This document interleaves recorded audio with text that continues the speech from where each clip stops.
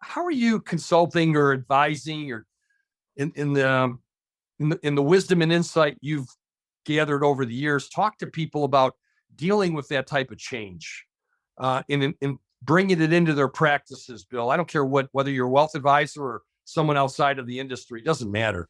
Where there's no regrets and people are dealing with things that are changing, and you don't want to put your head in the pillow at night and say, I wish we would have.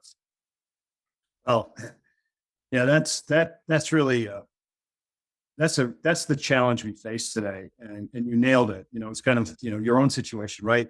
Here you are, 38 years of reading The Night Before Christmas, which has been a tradition in your family. You and Ann wake up this Christmas and nobody's home. Right? I'm home alone, buddy. Right, and it's like a surprise. Like it's the movie. How did that happen? And I think that when I work with folks, particularly advisors in our business today, and we think about that question that you uttered, which is, you never want to hear someone say, I only wish I had. Yeah. It's that sense of regret. And, to me, it is, I have no regrets. And the reason I say that is, are there things I would have liked to have done differently? Certainly, but hindsight's 2020. The real question is, how do you take that learning and project it forward and recognize it? It's kind of like the phenomenon. Everyone was surprised when 10,000, boomers were retiring, turning 65 and retiring, like out of nowhere. All you had to do was do the math from 1945 to date. You could have calculated that.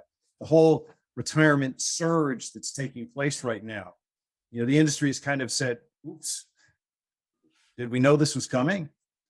And so I think the idea behind it is really to get people to begin to recognize that the only thing that matters is what matters to individuals, and helping individuals begin to really hone in on what really matters. Relative to our industry or the financial services industry, it isn't about money. It never has been.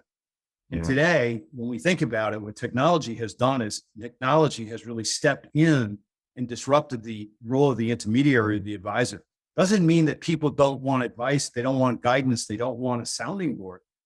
The question is, how do you do that in a way that really creates what I like to call alpha?